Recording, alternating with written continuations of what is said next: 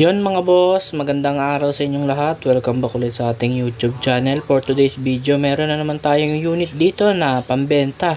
At kakaiba kasi iba yung style niya. At bihira lang yung mga gantong style. And unahin nga natin ipakita yung kanyang mugs at yung kanyang ilalim. And ayan yung size ng mugs niya mga boss. Size 14, 18570 yung series. Bali 4 stud yung kanyang mug, size 14. And ayan yung under chassis niya mga boss. Ayan yung differential, ginamitan ng dibungo. And ayan yung belt trunk, tie rod, tired bar, at saka yung mismong molya niya. Ayan naman yung kanyang bumper. Kung makikita nyo, sobrang linis ng unit na to mga boss. Kasi pulidong pulido yung pagkakayari. Ayan kung makikita nyo, diesel sight. Papakita ko mamaya sa inyo yung makina niya.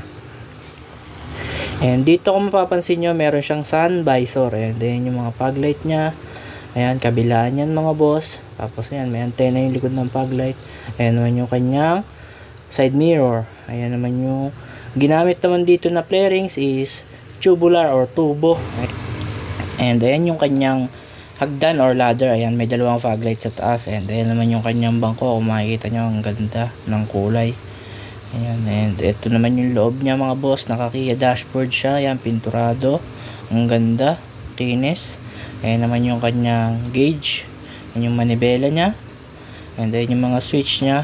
Ayan. And yung flooring nito mga boss, synthetic ang ginamit na coating or pintura. Ayan yung kanyang center mirror. Ayan kung makikita nyo, handbrake, cambio, console box, at ayan mga storage. Kung ano pwedeng ilagay, meron din dito yan sa ilalim or sa harap ng cambio. Ayan yung kanyang stereo.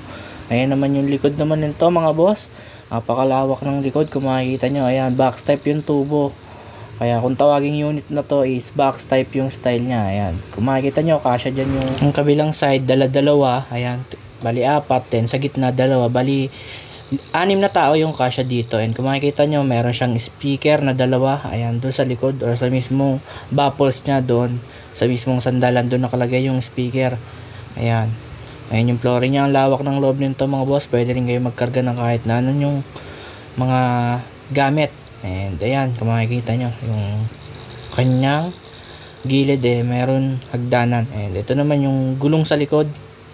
Ayan, and ayan yung mugs niya. And ito naman yung under chassis niya. Kaya may pagmamalaki tong unit na to kasi sobrang linis talaga ng pagkakagawa. At talagang pulido yung pagkakayari. Ayan, naka-shackle na rin siya. Ayan yung ginagamit kapag nag-overhang ng unit or nag-assemble. Ayan, kung makikita nyo. Ayan yung kanyang mugs. So, kinis. And dito naman, ayan, kung makikita nyo, meron siyang antena. Ayan, oh. Ang kinis. Tapos, ayan yung sinasabi kong speaker, mga boss. 3-way. Bago rin yan. And ayan yung kanyang stoplight. Or pagpapreno, iilaw yan. Tapos, ayan naman yung kanyang taillight mga boss. Ang taillight nito is, kung makikita nyo, hela. Bihira rin. And then, yung kanyang mga ekstrang ilaw. Sa mga reverse light, signal light, tsaka mga hazard. Ayan. Kung makikita nyo, yung green tsaka orange. And ayan yung kanyang lagay ng reserba. At ayan naman yung reserba. Ayan. 5 piraso yung mugs nito mga boss. Kung makikita nyo. Ayan. Yung nakalagay sa reserba, pang 5. Ayan yung kanyang taillight. Ayan, oh. May plastic pa. Sobrang linis ng unit na to mga boss. And ayan, may antena. Ayan.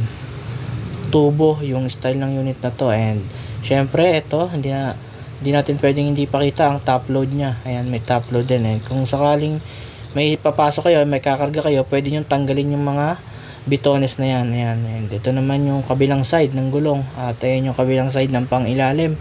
Sobrang linis mga boss. Lalong lalo na to sa personal. Pag nakita nyo, talagang ma-appreciate nyo yung ganda. Mamaya sasabihin natin yung presyo. And ito naman yung kabilang side. Ayan yung kanyang side mirror. Ayan yung kanyang bubong. Ayan, makikita nyo. Ayan yung kanyang upuan mga boss. Ayan, and ayan yung Kia dashboard. Kung makikita nyo, sobrang kinis. Ayan naman yung kanyang aux fan. Ayan. Para hindi kayo mainitan pag nananakbo. Ayan. Gawa siya ng hammerhead on a type Jeep. Ayan.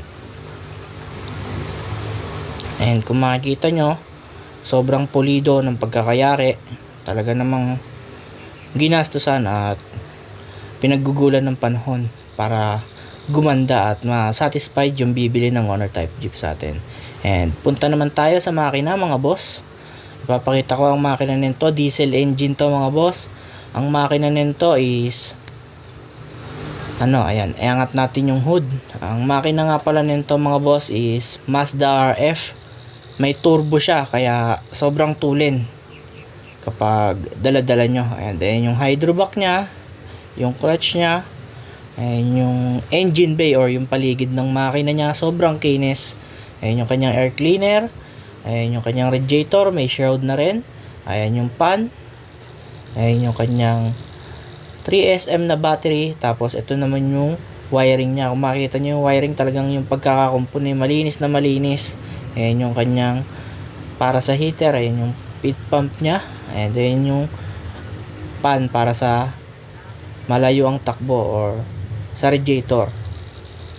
Nakareserba para sa radiator yung pan para pag ilolong drive nyo, bubuksan nyo lang yan. And ayun mga boss, nakita nyo na naman yung isa nating pinakamalupit at pinakamakinis na unit dito sa ating YouTube channel. So sa magtatanong ng presyo, ang presyo nito is asking price 320,000, negotiable upon viewing.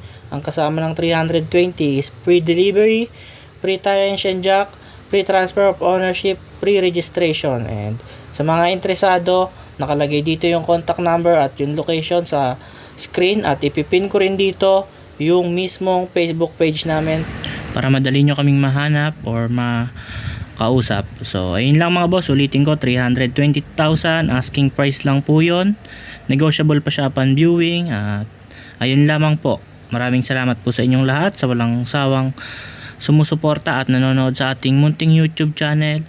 Huwag niyo po kalimutang i-click ang subscribe button at notification bell para lagi kayong updated sa mga video na ilalabas namin patungkol sa Honor type Jeep. Yun lamang po, maraming salamat and God bless to all of you.